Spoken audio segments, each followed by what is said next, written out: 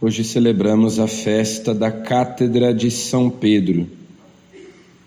A cátedra, a cadeira, simboliza a missão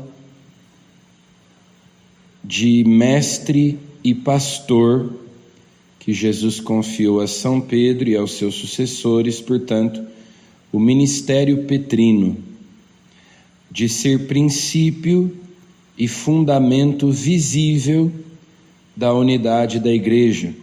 Cristo é a cabeça da Igreja, que é seu corpo. Mas o Papa, sucessor de São Pedro, vigário de Cristo, portanto, representante de Cristo, por essa sua configuração a Cristo, em virtude do ministério petrino, ele é a cabeça visível da Igreja. E é justamente esse ministério, essa missão de mestre e de pastor, que Jesus confiou a São Pedro, que nós celebramos na festa de hoje, representada pela cátedra, representada pela cadeira, os mestres da antiguidade, os professores, até não muito tempo atrás, ensinavam sentados na cadeira, assim como o rei que se senta no trono para governar. Inclusive na Basílica de São Pedro, na ábside da igreja, existe um monumento que é na verdade um relicário que contém uma cadeira que, segundo a tradição, era a cadeira usada por São Pedro em Roma. Era a cadeira na qual ele se sentava nas celebrações da Santa Missa.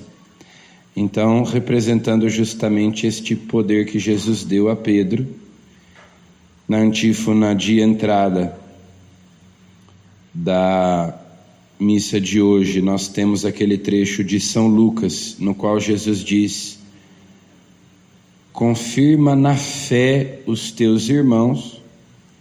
Então, o primado de Pedro, que ele seja o primeiro, o príncipe dos apóstolos, aparece nos evangelhos de diferentes modos. Primeiro, porque o nome de Pedro sempre está em primeiro lugar quando são citados os nomes dos 12 apóstolos. No evangelho de São Mateus, que nós escutamos de modo mais explícita a instituição do primado: tu és Pedro, sobre esta pedra eu vou construir a minha igreja. Aqui também serve a mesma ideia de Cristo, cabeça da igreja, Pedro, cabeça visível, como representante de Cristo.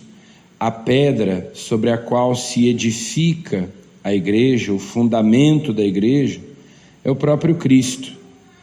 Mas, uma vez que Pedro é vigário de Cristo, então ele é constituído a pedra. Eu te darei as chaves do reino dos céus. Então aqui o poder das chaves.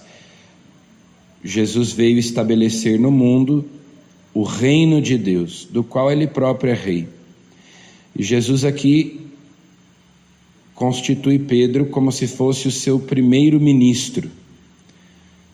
Nas monarquias, nos reinos, existe sempre a figura do primeiro-ministro, que é o braço direito do rei, aquele que muitas vezes faz as vezes do rei. E é justamente isso que Jesus faz quando diz: eu te darei as chaves do reino. E portanto, nós temos nos evangelhos diferentes versões, digamos assim, do primado de Pedro.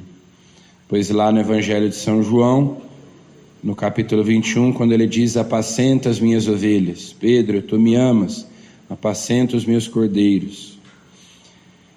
Então hoje nós rezamos especialmente pelo Papa, que é sucessor de São Pedro, que se senta na cátedra de São Pedro e que tem esta missão de confirmar na fé, a fé na qual nós devemos perseverar.